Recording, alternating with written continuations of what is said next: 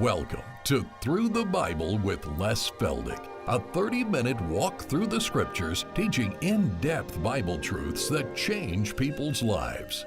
Now, here's your host, Les Feldick. Okay, once again, fourth program for this afternoon, and for those of you in the studio, this will end this session, and hopefully, if everything falls in place, we'll end the book of Hebrews, and that'll finish up book number 52. For those of you watching us on television, if you're interested in this series of programs, why, you just call and order the book number 52.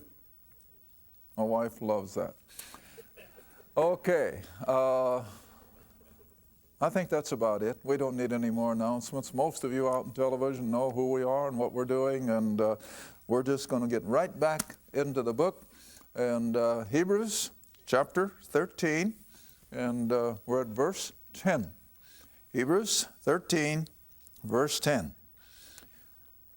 Where, remember, I'm always stressing that I feel Paul wrote this book of Hebrews, and especially when he made mention of the body, back there in one of the previous verses. All right, now he says in verse 10, we have an altar whereof they have no right to eat who serve the tabernacle or the temple. In other words, those still under the law. Now don't forget, and I've mentioned this before, that while Paul is writing this, the temple is still going. It won't be destroyed yet for another several years. Now, I don't know exactly when Hebrews was written. I don't know if anyone does. But if it was written in the early 60s, then the temple isn't destroyed, until 70 A.D. So never forget that the temple is still going while our New Testament is being written. In fact, I think I made mention of it in one of the earlier lessons in Hebrews. It had just struck me while we were taping that day that wasn't it amazing that God didn't permit any of the other empires or even the Romans to destroy the temple until Paul's epistles were completed.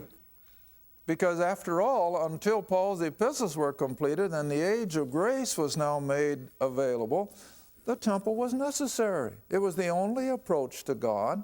But now with the age of grace opened up and Paul's epistles finished, God could permit the temple to be destroyed, and it was. All right, but now then, when he's writing, it's still operating.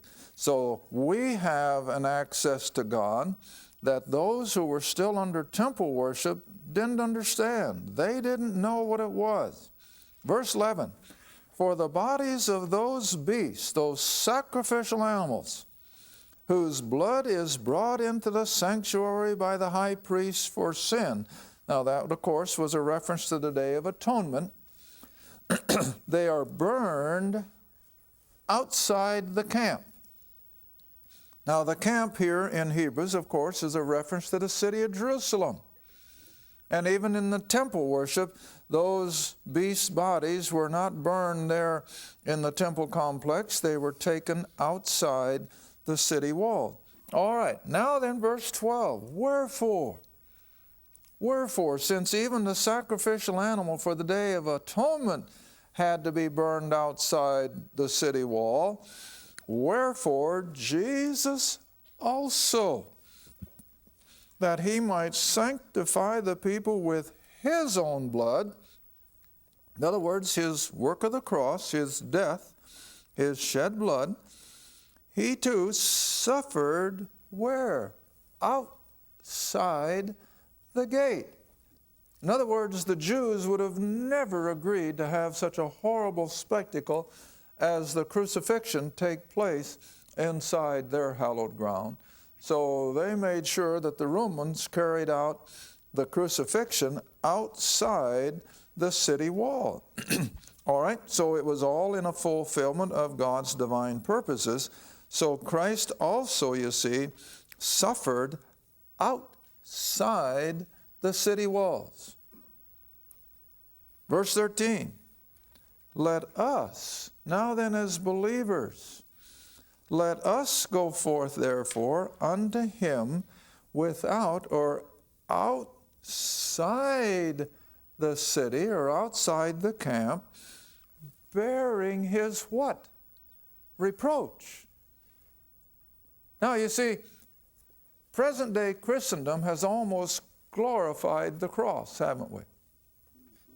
We've glorified it. We've taken away the ignominy and the shame and the reproach of the cross.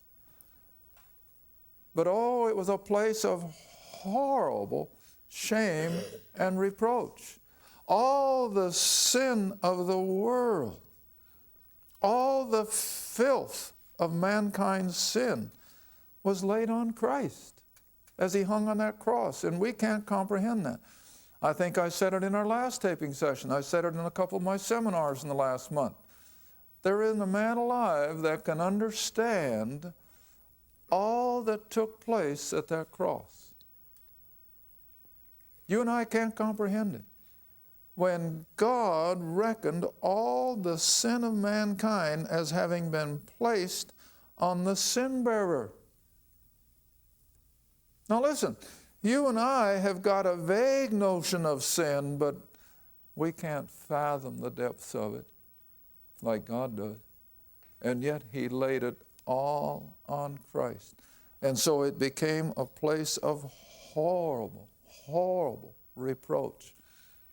Nothing glamorous about it whatsoever. Nothing. And yet it's in that place of reproach that God poured out not only his wrath, but also his what? Mercy.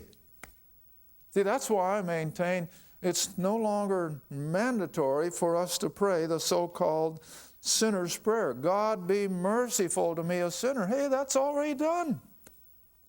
Why ask for something that's done? It becomes ridiculous.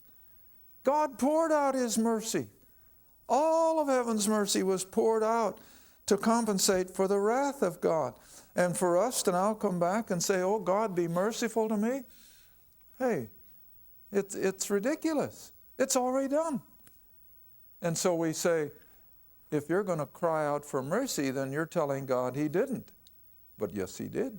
And so his mercy has already been accomplished. And so there is the admonition now then in verse 13 again. So let us go out and bear that reproach that he bore. Christianity has never been popular. You know that. From the very onset of Paul's apostleship, it was almost a guaranteed step leading to persecution. I can't comprehend as I go back and look at Paul's early believers who came out of paganism with all of its lust and all of its sexuality and all of its immorality. And they turned their back on all that and stepped into God's saving grace, but at the same time they stepped right into the jaws of persecution. It's amazing that they stood it. And the Thessalonians, of course, were the epitome of all that, and that's why Paul wrote to them first, that they were withstanding the pressures of persecution as new believers. Now, most of us have been raised up in it. We've been Christians all our life, and if persecution comes, I imagine most of us will be able to stand. I don't think all of us would, but most of us. But even for us, it's something we don't like to think about. But in the early days of Christianity, it was a guarantee to step out of that into persecution. It was a place of reproach. And how many believers today would be willing to do that? All right. Verse 14. For here, in this earth, in this life, we have no continuing city. We're just here for a little while. We're passing through. We're strangers. We're not even citizens of the planet. Now, on the way up, I just happened to hear them quote our former president, and he claimed to be a citizen of this world. Well, so be it. But I'm glad I'm not in his shoes. I'm not a citizen of this world. I'm a citizen of heaven. And every believer is. Our citizenship, Paul says, is already in heaven. So we can't be looking for a continuing city on this earth. Now, Abraham did. You know, we saw that back in chapter 11. Abraham looked for a city whose builder and maker was God. Well, Abraham was of the earthly promises. And he will yet one day experience those earthly promises. But for us, no. Our citizenship is in heaven. We're looking for that which is heavenly. And our citizenship is up there, and we're just strangers. You remember I always use, instead of the Great Commission going out into all the world and baptizing people, I like one a lot better that Paul gives in 2 Corinthians. What is it? Be an ambassador. Be an ambassador, because if your citizenship is in heaven and you're here on this earth, where are you? Well, you're in foreign territory. Well, if you're a citizen of one country and you are representing that country in a foreign area, what do you have to be? An ambassador. An ambassador. And that's all we are. We're just ambassadors. We are a reflection of our homeland. At least we're supposed to be. All right? And so all of this, the Apostle Paul is bringing out, that when we identify ourselves with the reproach that was the cross, and the world knows that now because we're identified with His death, burial, and resurrection, that we're different. We're not like they are. And hopefully that they can see we're different in a better vein, not a worse. But see, this is what I think gets to be such a reproach to the Lord. So many Christians are not a good ambassador. They're anything but. They are a bad reflection. In fact, whenever I speak of our being ambassadors, I'm always reminded of one of our best sellers 10, 15, 20 years ago, and the title of it was The Ugly American. Maybe some of you remember reading it. The Ugly American. What was it? It was an exposure of the horrible lifestyle of our American foreign service people. How that they lived lives of drunkenness and immorality in their places of duty in foreign countries. They were a bad reflection of America. And so the title was Ugly Americans. Well, you could write the same thing of Christians. Ugly Christians are Christians who are a bad reflection of their homeland. And so here we are to identify with the reproach of the cross. Not a place of something beautiful. It's a place that becomes glorious when He overcomes all this with His resurrection power. But the cross itself was a thing of reproach. It was God's wrath being poured out on sinful, or for sinful men on God the Son. All right, now then, verse 15. By Him. In other words, because of what Christ has done for us in the horrors of the cross, let us offer the sacrifice of praise to God continually. That is the fruit of our what? Lips. That's the kind of sacrifice God is looking for. The fruit of our lips, giving what? Thanks. Now, I think I made comment in one of the previous programs. There is nothing that God demands more or appreciates more from the life of a believer than what? Thanksgiving.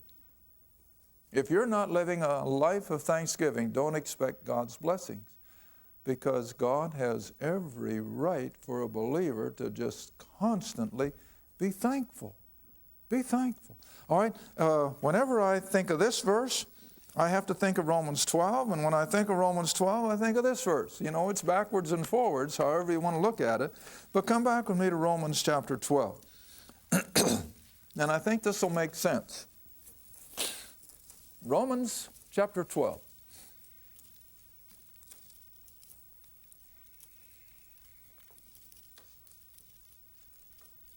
Romans chapter 12, verse 1. Romans 12, verse 1.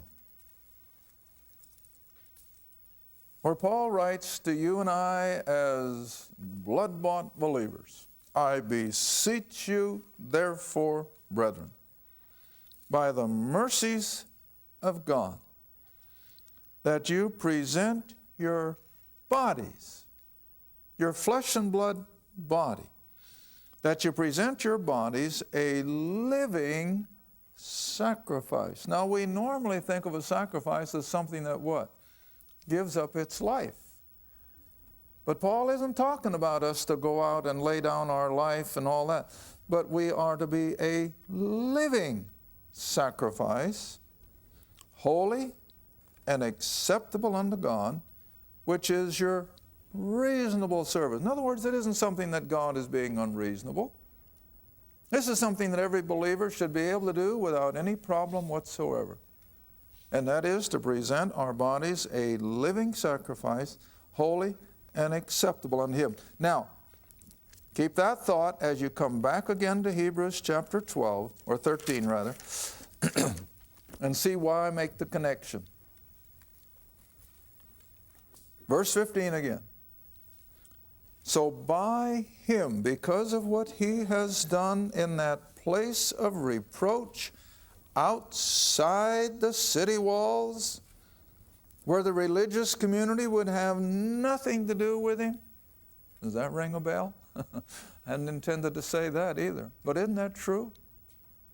Most of Christendom today doesn't want that much to do with the cross.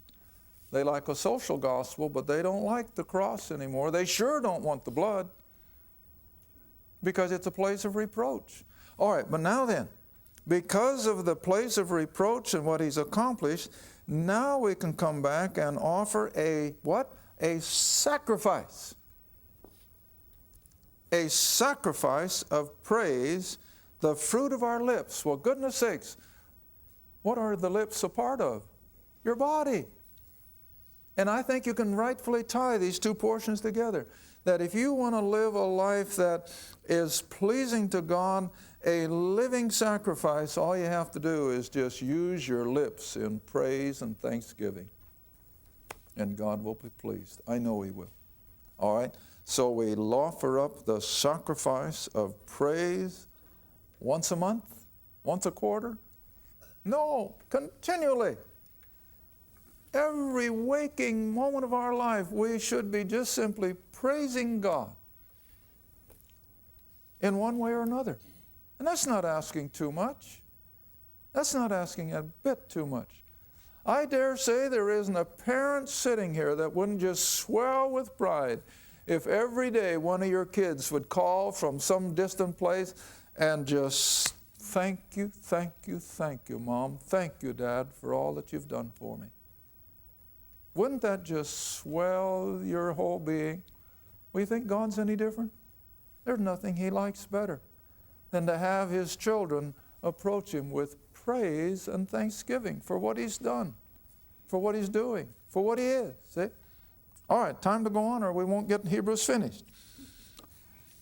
Giving thanks to His name. Now when you do that, the next verse just naturally follows. But to do good and to communicate, don't forget, for with such sacrifices God is well pleased. Now maybe that could entail some financial sacrifice to help someone in need. Maybe it would involve sacrificing some of your time and use it for the good of someone else. You can use your own imagination for that. All right, now verse 17, he comes back to the same admonition that he had up there in verse 7.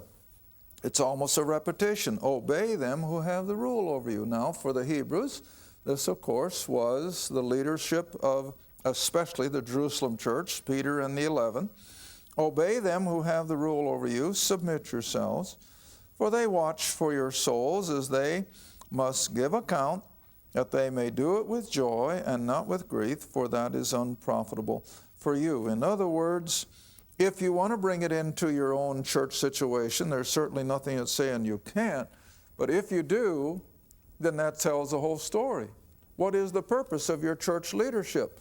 The welfare of the membership, for the person in the pew, for their young people, and so forth, that they can become more spiritually minded.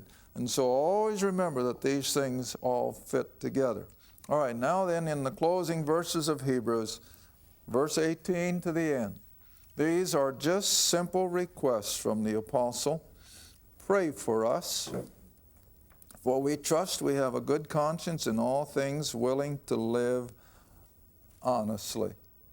Now, you know, the apostle, especially in the Corinthian letters, emphasized the fact that he never brought them a perverted gospel.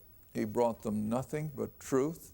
He said, I didn't bring to you a perverted product. And you remember, way back in Corinthians, I chased the word down into the Old Testament and what it really amounted to. He did not sell them wine that was watered down, 50-50 water. Remember that? All right, he's saying the same thing. Paul never approached people with something that was less than honest and that was less than the truth and honorable in everything he said and did. All right, verse 19. But he says, I beseech you, or I beg you, the rather to do this. In other words, to pray for them, that I may be restored to you the sooner. In other words, the more the people would pray for him, the further he could get making his rounds of all the people with whom he had a part. Now verse 20. Now the God of peace, who brought again from the dead our Lord Jesus. Now, what does that tell you? Paul is always reminding us of the gospel. All through his letters, over and over and over, the gospel. And you know, I had a gentleman call from, I think it was from the Twin Cities, a while back, quite a while back. And he had come out of a different background, of course, than what I'm teaching here. And he said, Les, he said, when I saw the truth of all this, he said, I started asking the people that I used to associate with in my church environment, what's the gospel? They didn't know. And he said it was just mind-boggling, the things that they thought might be the gospel. The favorite one was, well, I guess the Bible. No, the Bible isn't the gospel. The Bible contains the gospel, but you can't just say, well, I believe the Bible and be saved. See? And I don't remember some of the other foolish answers he got. But it's ridiculous what people who have been in church all their life can come up with and not even come close to the truth. See? And so Paul just says the same thing, that the Lord Jesus, who was brought again to life from the dead, which is the crowning point of our salvation, that great shepherd of the sheep. Now there again, he's talking Jewish language. Now I don't set this in concrete, and I don't just get all shook up if people don't agree with me. But if I understand the Scripture, do you know that Gentiles are not referred to as sheep? It's always Israel. Israel, to whom the 23rd Psalm was really spoken. The Lord is my shepherd. That was Israel speaking. The Lord himself was always referring to the sheep and the shepherd. And when you get to the last sign miracle of John's gospel, and they're having the fish on the fire, and the Lord puts Peter on the spot, and he says, Peter, lovest thou me more than these? And I'm sure he was pointing to the fish. And Peter says, Lord, thou knowest I love thee. Feed my what? Sheep. Peter, lovest thou me more than these? Lord, you know I love you. Feed my sheep. And the third time. And every time it was the same answer. Feed my sheep. Now, isn't it amazing that Peter, a man's man, agreed to that with a handshake? You don't know what I'm talking about, and I don't expect you to. Come back with me to Galatians. Come back with me to Galatians. I just shared this with someone, I think, on the phone this morning or last night. A gentleman's handshake. You know what that involves? Honesty, integrity. All right, Galatians chapter 2. And remember the setting? Paul has now been out ministering to Gentiles for about 18 years. Let's see, 12, about 15 years. About 15 years, Paul has been ministering to the Gentile world. But what's been happening? The Judaizers from the Jerusalem church are coming under his teaching and confusing the issue by telling them they had to keep the law and practice circumcision and all that. So here we come to this Jerusalem council to settle the question. Stop having people come and tell my Gentile believers that they have to be circumcised and keep the law. So they have this council, and Peter and James and John finally see the light. I say finally because I think it took a long time. But anyway, now look what happens in chapter 2.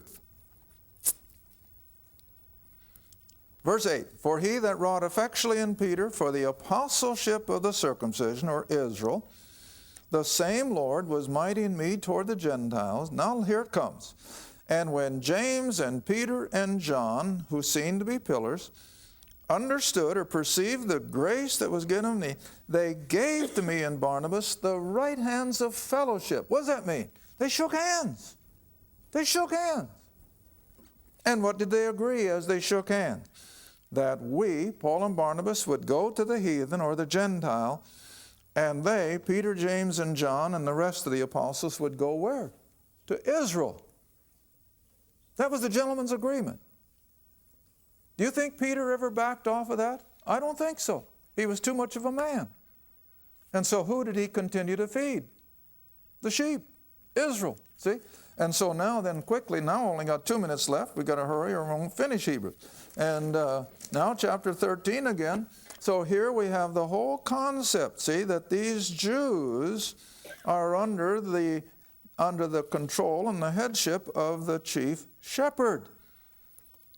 All right, verse 21, make you perfect. In other words, get mature in every good work to do his will, working in you that which is well-pleasing in his sight. How? Through Jesus Christ.